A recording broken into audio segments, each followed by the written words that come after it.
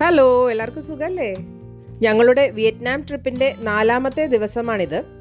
ഒരു മോർണിംഗ് വാക്കിനായി ഞങ്ങൾ ഇറങ്ങിയതാണ്. വഴിയോര കച്ചവടക്കാരെല്ലാം അവരുടെ വർക്ക് സ്റ്റാർട്ട് ചെയ്ത് കഴിഞ്ഞു. ചെറിയ ചെറിയ കടകളും അതുപോലെ തന്നെ ഇതുപോലെ കൊട്ടകളിലാക്കി കച്ചവടം ചെയ്യുന്നവരുമാണ് ഇവിടെ ഏറെ ഉള്ളത്.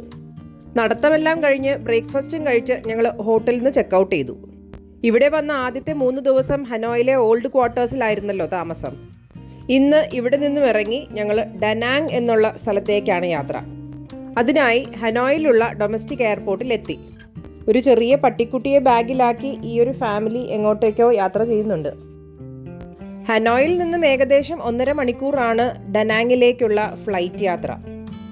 ഡനാങ് സെൻട്രൽ വിയറ്റ്നാമിലുള്ള ഒരു കോസ്റ്റൽ സിറ്റിയാണ്. ഇവിടെയാണ് ഫ്രഞ്ച് കാലഘട്ടത്തിൽ നിർമ്മിച്ച ഒരു കൊളോണിയൽ പോർട്ടൊക്കെ ഉള്ളത്. എയർപോർട്ടിൽ ഞങ്ങളെ റിസീവ് ചെയ്യാനായി പ്ലക്കാർഡൊക്കെ പിടിച്ച് ഒരു ഡ്രൈവർ നിൽപ്പുണ്ടായിരുന്നു. 1/2 മണിക്കൂർ കൊണ്ട് ഞങ്ങളെ ഹോട്ടലിൽ എത്തിച്ചു. ഇവിടെയും അതിമനോഹരമായ 2 അരയന്നങ്ങളെ ബെഡിൽ സെറ്റ് ചെയ്ത് വെച്ച് നല്ല ബീച്ച് വ്യൂ ഉള്ള ഒരു റൂമായിരുന്നു. ഹോട്ടലിൽ ചെക്ക് ഇൻ ചെയ്തതിന് ശേഷം ഫ്രഷായി ഞങ്ങൾ ബീച്ചിലേക്ക് നടന്നു. ബീച്ചിനോട് ചേർന്ന റോഡ് സൈഡിലെല്ലാം ഇതുപോലെയുള്ള ഫുഡ് ട്രോളീസ് കാണാം. സ്ത്രീകളാണ് കൂടുതലും ഇതിൻ്റെയൊക്കെ നടത്തിപ്പുകാർ. ഇവിടെ ചിക്കനും മീറ്റും പോർക്കും എല്ലാം വെച്ചുള്ള സ്ക്യൂവേഴ്സും സാൻഡ്വിച്ചസും എല്ലാം കിട്ടും. ഇതുപോലെ ബിസി ആയിട്ടുള്ള ഔട്ട്ലെറ്റ്സിൽ നിന്ന് വാങ്ങിക്കുമ്പം നമുക്ക് വയറിന് പ്രശ്നം വരാതെ സൂക്ഷിക്കാം. ഈ സന്ധ്യാസമയത്ത് ആൾത്തിരക്ക് ഒട്ടുമില്ലാതെ ശാന്തമായ ഒരു കടൽ തീരമായിരുന്നു. അതുകൊണ്ട് ആരുടെയും ശല്യമില്ലാതെ കുറേ സമയം ഇവിടെ ആസ്വദിക്കാൻ പറ്റി. ബീച്ചിനോട് ചേർന്നുള്ള ഈ റെസ്റ്റോറൻറ്റിൽ ഡിന്നറും കഴിച്ച് ഞങ്ങൾ തിരിച്ച് ഹോട്ടലിലേക്ക് എത്തി. നെക്സ്റ്റ് ഡേ മോർണിംഗ് ഒരു ചെറിയ മഴപ്പാറ്റിലൊക്കെ ഉണ്ടായിരുന്നു. ബ്രേക്ക്ഫാസ്റ്റും കഴിച്ച് ഞങ്ങൾ വീണ്ടും ബീച്ചിലേക്ക് പോയി. ഈ സമയത്ത് കുറച്ച് ടൂറിസ്റ്റുകളും പിന്നെ സർഫിംഗ് ചെയ്യുന്ന കുറച്ച് ആളുകളും ഒക്കെ ഉണ്ടായിരുന്നു. ബീച്ചിൽ നിന്നും തിരിച്ചെത്തി ഞങ്ങൾ താമസിക്കുന്ന ഹോട്ടലിൻ്റെ റൂഫ് ടോപ്പിലേക്ക് വന്നു. ഒരു ചെറിയ ഇൻഫിനിറ്റി പൂളിൻ്റെ ലുക്കിലാണ് ഇവിടുത്തെ സ്വിമ്മിംഗ് പൂൾ സെറ്റ് ചെയ്തിട്ടുള്ളത്. കുറച്ചു സമയം ഇവിടെ നിന്നുള്ള ഈ ഭംഗി ആസ്വദിച്ചിരിക്കുമ്പോഴേക്കും ഞങ്ങളെ പിക്ക് ചെയ്യാനുള്ള കാർ എത്തി. ഡനാങ് സിറ്റിയിൽ നിന്നും ജസ്റ്റ് ഔട്ട്സ്കേർട്സിൽ തന്നെയാണ് ഈ മാർബിൾ മൗണ്ടൻസ് ഉള്ളത്. മാർബിൾ മൗണ്ടൻസ് ഇവിടുത്തെ ഒരു ഫേമസ് ടൂറിസ്റ്റ് അട്രാക്ഷൻ ആണെങ്കിൽ പോലും ഞങ്ങൾ അത് സ്കിപ്പ് ചെയ്ത് അതിനോട് ചേർന്നുള്ള ഈ ഒരു മാർബിൾ മ്യൂസിയത്തിലേക്ക് വന്നു. ചെറുതും വലുതുമായ ഒരുപാട് ശില്പങ്ങൾ ഇവിടെ കാണാം. കൂടുതലും ഹാൻഡ് ക്രാഫ്റ്റഡ് ആയിട്ടുള്ള വർക്കുകളാണ് ഇവിടെ കണ്ടത്. പലതരത്തിലുള്ള ബുദ്ധ സ്റ്റാച്യൂസ് കണ്ടാൽ കൊതിയാവും. ഇവിടുന്ന് പർച്ചേസ് ചെയ്ത് കഴിഞ്ഞാൽ ഏത് കൺട്രിയിലേക്ക് വേണമെങ്കിലും അവരത് ഷിപ്പ് ചെയ്ത് തരുന്നതായിരിക്കും. അകത്തുള്ള ഹാളിൽ ഇന്റീരിയർ ഡെക്കറേഷന് പറ്റിയ ഐറ്റംസും പിന്നെ ചില ഷോ പീസുകളും ജ്വല്ലറി ഐറ്റംസും എല്ലാം ഉണ്ടായിരുന്നു. പക്ഷെ അവിടെ ഫോട്ടോഗ്രാഫി പ്രൊഹിബിറ്റഡ് ആയിരുന്നു. ഇവിടെ നിന്ന് ഇറങ്ങി ജസ്റ്റ് 1/2 മണിക്കൂർ കൊണ്ട് തന്നെ ഞങ്ങൾ ഹോയ് ആനിലെത്തി. ഇവിടെയാണ് വിയറ്റ്നാമീസുകാരുടെ ഫേമസ് ആയിട്ടുള്ള ബാംബു ബാസ്കറ്റ് ബോട്ട് റൈഡ് ഉള്ളത്. നമ്മുടെ നാട്ടിലും ചിലയിടത്തൊക്കെ കാണാറുള്ള ടൈപ്പ് കൊട്ടവഞ്ചികളാണ് ഇതെല്ലാം. മുള കൊണ്ടാണ് ഇത് ഉണ്ടാക്കിയിരിക്കുന്നത്. ഇതാണ് വാട്ടർ കോക്കനട്ട്. ഈ പനങ്കരിക്കിനുള്ളിലുള്ളതുപോലെയുള്ള ഒരു ഫ്ലഷി ആയിട്ടുള്ളൊരു ഫ്രൂട്ടാണ് ഇതിൻ്റെ ഉള്ളിലും. കേരളത്തിലെ കണ്ടൽക്കാടുകൾക്കിടയിലൂടെയുള്ള വഞ്ചിയാത്ര പോലെ ഈ വാട്ടർ കോക്കനട്ട് ഫോറസ്റ്റിൻ്റെ ഉള്ളിലൂടെയാണ് നമ്മുടെ യാത്ര. ചെറിയ കനാല് പോലെയുള്ള കൈവഴികൾ ചെന്ന് വലിയ പുഴയിലേക്ക് വന്നു ചേരും. പല പല വൈബ്രന്റ് കളേഴ്സിലുള്ള ഈ ബാംബു ബോട്ടുകളെല്ലാം കൂടി ഇവിടെ ഒന്നിച്ചെത്തി. ലൗഡായിട്ടുള്ള പോപ്പ് മ്യൂസിക്കിന്റെ ഒരു അകമ്പടിയോടുകൂടി ചില വിദഗ്ധർ ഇതുപോലെ ബോട്ടിനെ ചുറ്റിച്ചുകൊണ്ടിരുന്നു. ഞങ്ങളുടെ ബോട്ടിനെയും ഇതുപോലെ കറക്കാനായി തയ്യാറെടുത്തു ഞങ്ങളുടെ ബോട്ടിലെ ചേച്ചി. ഒരു റൗണ്ട് വന്നപ്പോൾ തന്നെ ഞങ്ങളുടെ തല കറങ്ങാൻ തുടങ്ങിയതുകൊണ്ട് ഞങ്ങൾ വേഗം മതിയാക്കി. മ്യൂസിക്കും ഡാൻസും ഇതുപോലെ ചുറ്റുന്നവർക്ക് വേണ്ടിയുള്ള കയ്യടികളും എല്ലാമായി ഇതൊരു ജോയ്ഫുൾ എക്സ്പീരിയൻസ് തന്നെയായിരുന്നു.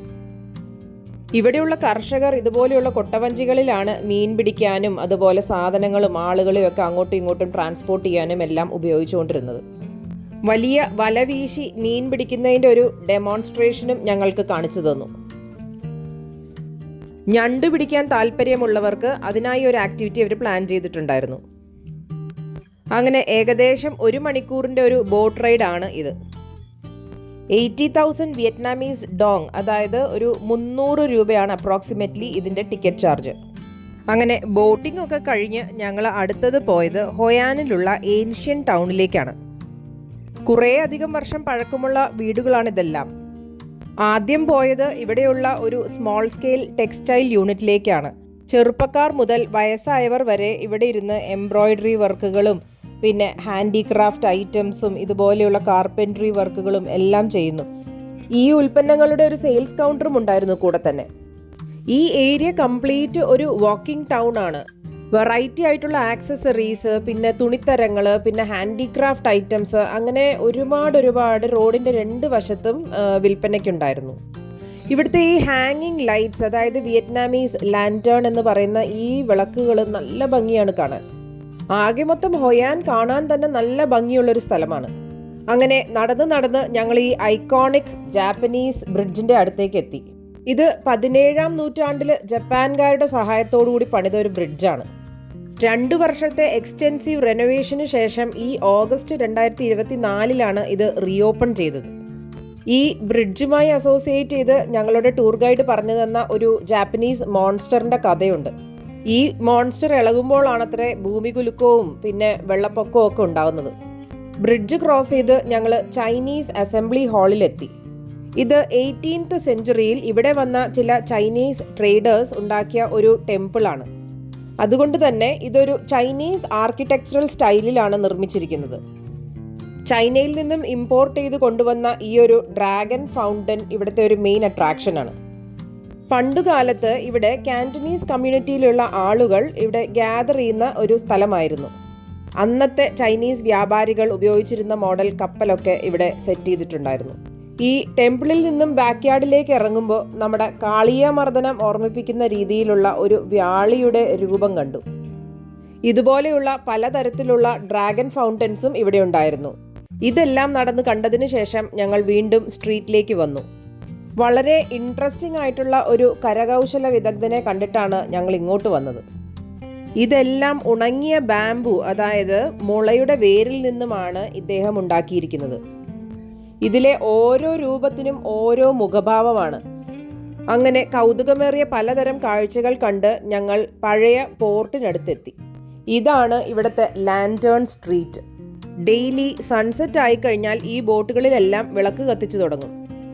കുറച്ചു നേരം അവിടെ വിശ്രമിച്ചതിന് ശേഷം ഞങ്ങൾ ലഞ്ച് കഴിക്കാനായി ഈ റെസ്റ്റോറൻറ്റിലേക്ക് വന്നു. ഹൊയാൻ ഏൻഷ്യൻ ടൗണിലേക്കുള്ള എൻട്രൻസ് ടിക്കറ്റ് 120,000 വിയറ്റ്നാമീസ് ഡോങ് ആണ്. അതായത് ഏകദേശം 430 രൂപ. അതിൻ്റെ കൂടെ തന്നെ ഈ ടിപ്പിക്കലായിട്ടുള്ള വിയറ്റ്നാമീസ് ലഞ്ചും ഞങ്ങളുടെ ടൂർ ഗൈഡ് അറേഞ്ച് ചെയ്തിരുന്നു. ലഞ്ചും കഴിച്ച് കുറച്ച് ഷോപ്പിംഗും കഴിഞ്ഞപ്പോഴേക്കും സന്ധ്യയായി. ഹൊയാൻ്റെ ലുക്ക് കംപ്ലീറ്റ് ആയിട്ട് മാറിയിരിക്കുന്നു. പകൽ ആസ്വദിച്ച ഭംഗി വേറെ, ഈ രാത്രിയിലുള്ള ഈ ഒരു മാജിക്കൽ ആംബിയൻസ് വേറെ. ടൂറിസ്റ്റുകൾ ഈ ബോട്ടിൽ കയറി ചെറിയ പേപ്പർ ലാൻറ്റേൺസ് ഈ വെള്ളത്തിലേക്ക് റിലീസ് ചെയ്ത് തുടങ്ങിയിരിക്കുന്നു. പേപ്പർ കൊണ്ടുണ്ടാക്കിയ ഒരു കപ്പ് ഷേപ്പിനുള്ളിൽ കാർഡ്ബോർഡിൽ ഫിക്സ് ചെയ്തിട്ടുള്ള ഒരു മെഴുകുതിരിയാണ് ഇതിനുള്ളിൽ കത്തിച്ചു വെക്കേണ്ടത്. മനസ്സിൽ ഗുഡ് ലക്കിനും പ്രോസ്പെരിറ്റിക്കുമായി ഒരു പ്രയറോടുകൂടി നമ്മൾ ഈ ലാൻറ്റേൺസ് വെള്ളത്തിലേക്ക് റിലീസ് ചെയ്താൽ അത് ഫലിക്കുമെന്നാണ് വിശ്വാസം. ശരിക്കും ഒരു ഡിവൈൻ വൈബ് തന്നെയായിരുന്നു അവിടെ എങ്ങും. എല്ലാ മാസവും ഫുൾ മൂൺ നൈറ്റിൽ ഇവിടെ ലാൻറ്റേൺ ഫെസ്റ്റിവൽ നടക്കാറുണ്ട്.